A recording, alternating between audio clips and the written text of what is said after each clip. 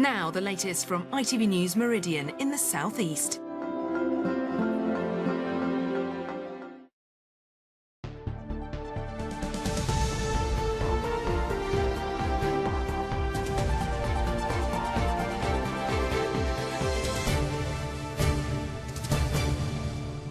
Hello, welcome to ITV News Meridian. Tonight's headlines here in the southeast. Linking Kent to Essex, the biggest road scheme since the M25 is revealed. It's claimed it could almost halve crossing times at the Dartford Tunnel.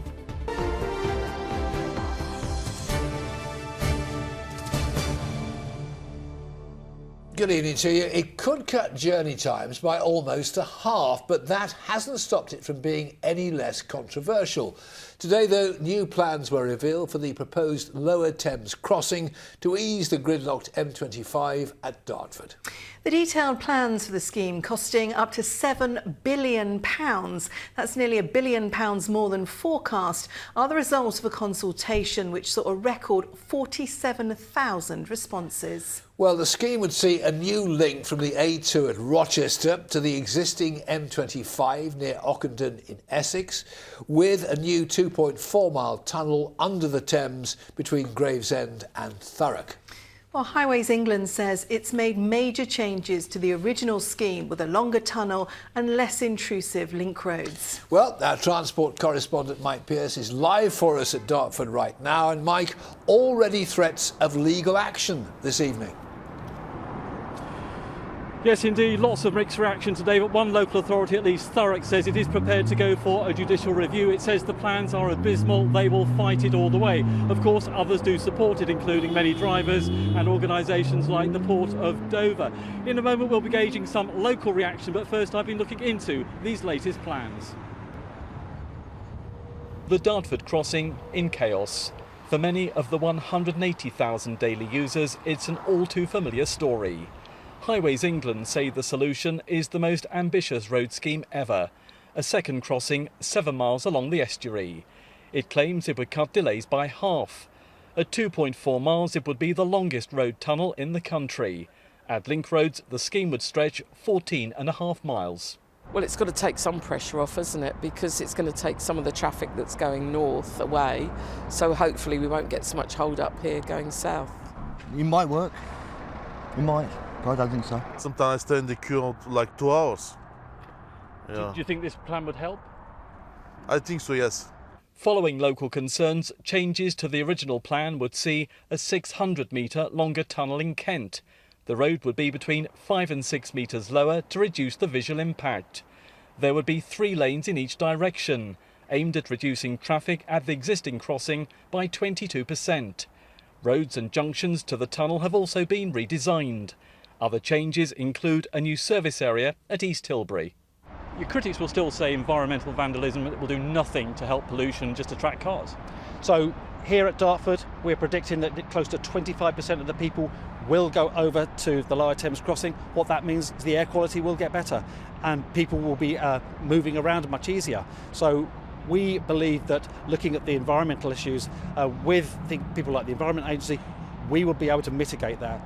The cost of the scheme has risen in just 2 years by up to £1 billion and could rise to almost £7 billion. The proof of the pudding, all of this, will be in terms of how the scheme is delivered. It's already going over budget so far, and it will just be interesting to see how further it will go over budget. Talked about for a long time, will it happen?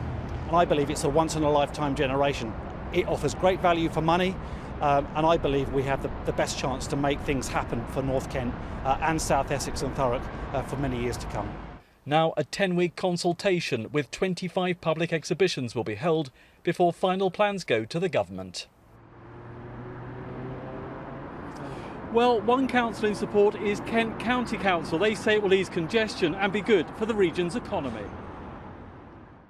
I speak to a lot of hauliers who are looking for a good and resilient crossing to the Thames to get up to the Midlands, to get up to the north of England, and this will help provide that for them. It will reduce congestion at Dartford, in my view, and provide an alternative route for people who want to travel around the country quickly and efficiently.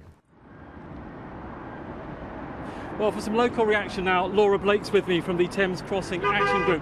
What is your big concern with all of this, and are you happy with the changes we've seen today? No, we are not happy. As a group, we are definitely against the proposed route. We are still against it, and we are very frustrated that Tim Jones from Highways England is giving the impression that it's going to solve the problems here at the Dartford Crossing. It won't solve the problems. He admitted that at the task force meeting at Thurrock Council in March. A lot of people seeing what we're seeing behind us here would say something needs to happen. Definitely, we agree. We live within the area, we suffer with these problems all the time. There is an alternative option that we would like to see brought back to the table, option A14, which is a route that comes as a tunnel from around junction 2 on the M25 to junction 29. That would actually take away at least 40% of the traffic and improve the air quality. How do you think local people will be impacted by this? I mean, it does go for, what, some 14 miles? It does indeed, and it creates a toxic triangle between the A2, the M25 and the Lower Thames Crossing. So it's people's lives, there are people losing their homes, and it's going to impact people's health greatly because air pollution will worsen in an area where we already have illegally high levels. Well, Highways England is saying that it's going to have these 25 public exhibitions and that you people can have your say, local people will be able to take part in that. Do you think you stand any chance of changing their minds now? We've got to try, we can't give up, and even today Jackie Doyle-Price, the MP for Thurrock, has stated that she feels that there is cause for judicial review simply on the fact that it isn't what was originally the criteria, which was to solve the issues at the Dartford Crossing. So your fight goes on? Definitely. OK, well, thank you very much indeed for joining us. Well, for their part, Highways England say that public consultation is now underway. The first of those public meetings is next week. It says, all being well, it plans to start work in 2 years' time and have the thing opened here by 2027. We shall watch with interest. Mike at Dartford, as always, thanks very much.